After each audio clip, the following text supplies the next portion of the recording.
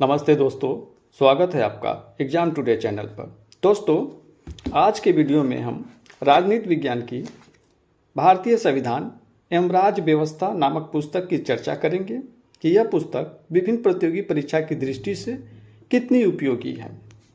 दोस्तों, आप जिस भी एग्जाम की तैयारी कर रहे हैं तो आज का वीडियो आपको एक अच्छी पुस्तक चयन करने में सहायता प्रदान करेगी।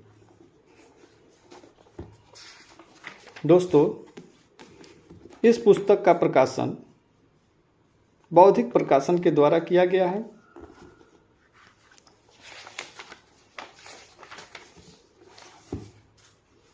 इस पुस्तक की विषय सूची को देखें तो इस पुस्तक में 4 खंड दिया गया है। प्रत्येक खंड में कई अध्याय है और प्रत्येक अध्याय के बाद उस अध्याय से संबंधित विगत वर्षों के विभिन्न प्रतियोगी परीक्षा में पूछे गए प्रश्नों को दिया गया है, जो इस पुस्तक को और भी महत्वपूर्ण बनाता है। पहले अध्याय में भारत का संवैधानिक विकास दिया गया है। दूसरे अध्याय में उद्देशिका एवं नागरिकता को दिया गया है। तीसरे अध्याय में मूल अधिकार दिया गया है। चौथे अध्याय में नीति निर्देशक तत्व एवं मूल कर्तव्य दिया गया है। 5वें अध्याय में संघीय कार्यपालिका को दिया गया है। 6ठे अध्याय में संघीय विधायिका को दिया गया है। 7वें अध्याय में राज्य की कार्यपालिका एवं विधायिका को दिया गया है। 8वें अध्याय में स्थानीय स्वशासन को दिया गया है। 9वें अध्याय में भारतीय न्यायपालिका को दिया गया है। 10वें अध्याय में संघ और राज्यों के मध्य संबंध को दिया गया है। 11वें अध्याय में संघ और राज्यों के अधीन सेवाओं को दिया गया है। 12वें अध्याय में निर्वाचन को दिया गया है। 13वें अध्याय में कुछ वर्गों के संबंध में विशेष प्रावधान जो किया गया है उनको दिया गया है। 14वें अध्याय में राजभाषा को दिया गया है। 15वें अध्याय में आपात उपबंध को दिया गया है। 16वें अध्याय में संविधान संशोधन की प्रक्रिया को दिया गया है। 17वें अध्याय में जो नए 2 केंद्र शासित प्रदेश जिनका गठन किया गया है, जम्मू कश्मीर और लद्दाख, उनको दिया गया है। 18वें अध्याय में भारतीय संविधान एक दृष्टि में, जिसके अंतर्गत संविधान के विभिन्न भाग, संविधान के प्रमुख जो अनुच्छेद हैं उनको दिया गया है, अनुसूचियां, और संविधान में जो हुए हैं अब तक विभिन्न संशोधन, उन संशोधनों को दिया गया है।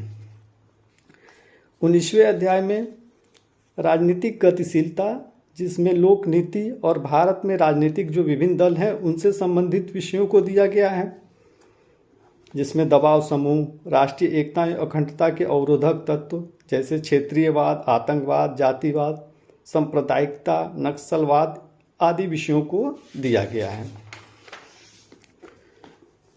20वें अध्याय में भारतीय विदेश नीति को दिया गया है। 21वें अध्याय में मेंस के सॉल्व पेपर्स को दिए गए हैं। 22वें अध्याय में समसामयिकी विषय से संबंधित विषयों को दिया गया है। दोस्तों, अगर आप तथ्यों के साथ साथ कॉन्सेप्ट को भी समझ रहे हैं तो यह पुस्तक आपके लिए बहुत ही उपयोगी है।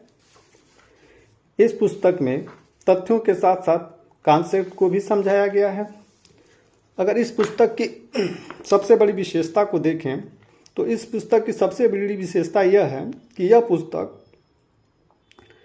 अलग अलग कई पुस्तकों से तथ्यों को संग्रहित कर लिखा गया है। मतलब तथ्यों के लिए अलग अलग पुस्तक पढ़ने से अच्छा है कि इसी पुस्तक को पढ़ा जाए। यह पुस्तक TGT, PGT, UGC, net, JRF, UPSC आदि एग्जाम के लिए बहुत ही अच्छी है।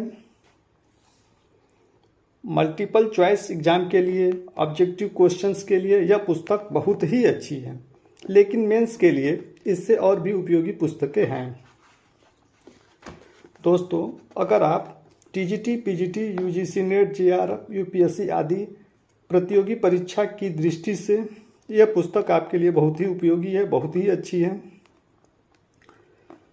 अगर आप टीजीटी, पीजीटी, नेट, जेआरएफ की तैयारी कर रहे हैं तो यह पुस्तक आपके लिए बहुत ही अच्छी है, उपयोगी है। दोस्तों, आपसे जल्द मिलते हैं एक और पुस्तक के साथ। धन्यवाद।